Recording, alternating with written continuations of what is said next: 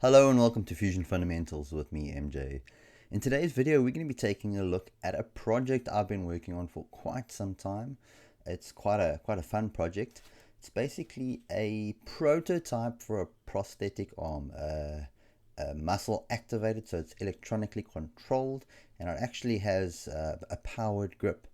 So we're going to have a look at that, but before we jump into the video, I want you to have a look down in the description. There's a link to a Udemy course I created, a lot of great content that isn't on my YouTube channel. And then also down in the description is a link to a site called MakerNest. Very similar to Cults, just better. They're starting out, and if you get in soon, you can get favorable commission rates. I know I've secured my spot there. I've started uploading my designs, so check it out. So let's get into today's video.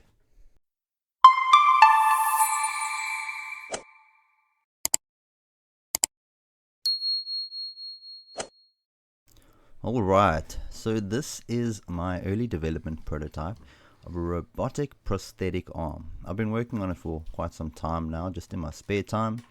Currently it's not a medical device because it's not finished, but I'm working towards getting it licensed and obviously doing some changes to the design to make it properly functional and meet all the regulatory requirements.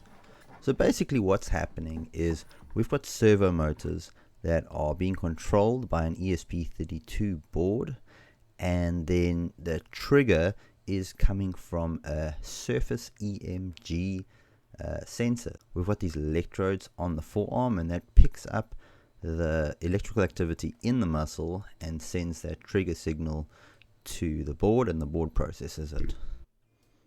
So we're going to have a look at the hand. So this is a hand that I've been using.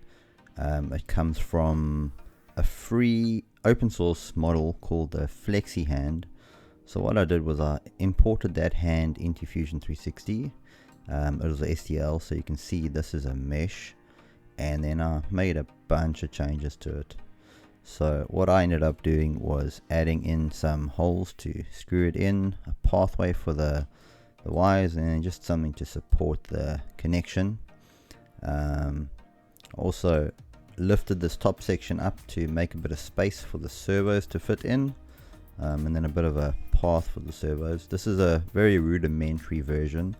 The full version will get a full redesign. I'll probably get a bit of help with that because it's quite a complicated design doing these organic shapes. But that's the hand section.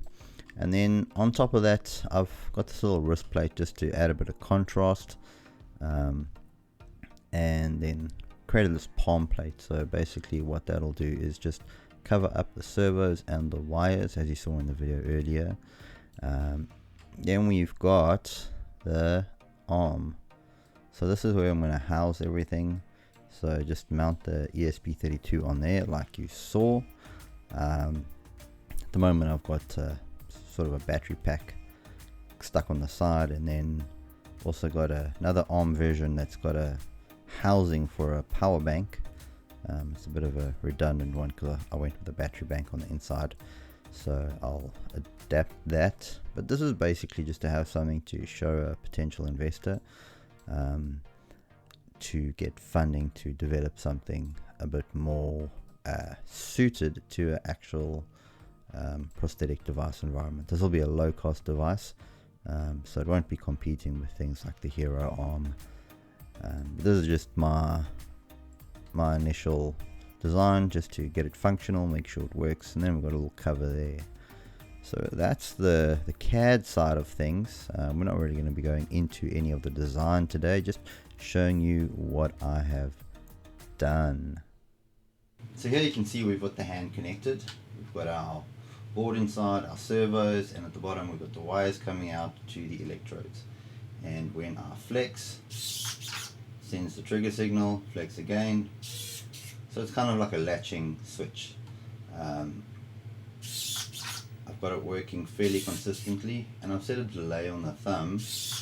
The idea is that when you're grasping something, it will kind of grab it with the other fingers and then the thumb. So if I've got this bottle here, I will place it in, and and the thumb will grip afterwards, flex again, and it will release. So just to get a different angle, you can see we put the hand in as I flex, the other fingers hold it, and the thumb goes in to let go. Got our bottle. Again, go and grip, and there we go. So the idea would be to have this suitably mounted so it can fit on a socket of an amputee. Obviously big redesign, this is just proof of concept. But I think it's so cool that it works like it does with these hobby grade sensors.